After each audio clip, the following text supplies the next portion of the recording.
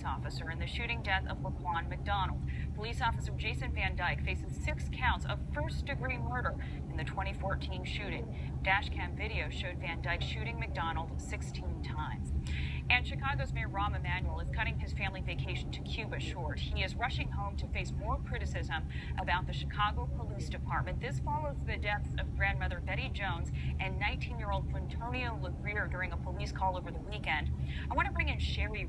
She is the interim vice president and CEO for the Chicago Urban League, joining us from Chicago. Shari, good morning, and thank you for being with us. What do you want to hear?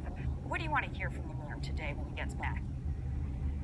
Well, I think the most important thing that the mayor has to do is to outline some plans about what's going to be done. It's clear that the structure and culture of the police department hasn't changed, that the outrage that's being felt by the community around the shooting of Laquan McDonald and others, and the accountability of our police officers is at issue, and we need to have a clear plan of what's going to happen next. Your organization specifically is calling for an independent investigation into what happened over the weekend during this domestic call, and the Independent Police Review Authority, or IPRA, is investigating. Aren't they supposed to be that independent voice?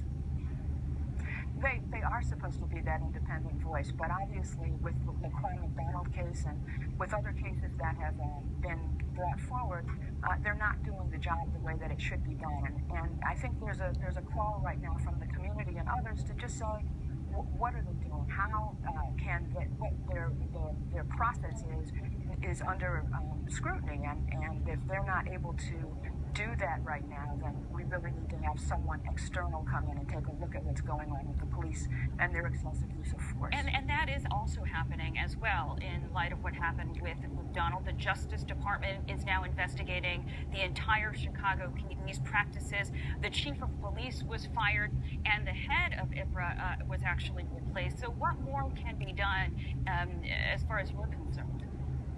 Well, each one of these are pieces, and they're pieces of a bigger problem. We have communities that are under siege by the police and by drugs and guns in the city of Chicago, and we need to really take a look at and see what generally needs to be done in the city, because that part of the city is dying. Talk more about that phrase you use, communities under siege, because gun violence continues to plague inner city communities in Chicago. Most of those killings are not at the hands of police, Shari. So should police accountability really be the priority right now, or the level of violence in general in your city? Well, I mean, I think in our city and in other cities, the use of guns creates an environment where people are solving problems by shooting first and asking questions later. And I think that part of this is all about poverty and the symptoms of poverty, symptoms of segregating communities, the way that they've been all over the country. So Chicago is the poster child for that right now. It's not the only city that has these problems, but it is a city that, we can really take a look at right now. And if we use this time, this moment in time, that's very important, the light is being shown on this, to make some changes, then we can probably solve a lot of problems. Yeah. I also want to talk about the issue of race and whether you believe racial bias plays into some of these police-involved shootings, and whether that is being addressed head-on by the mayor and by the city. Well, I think that we have done a lot to victimize the victims.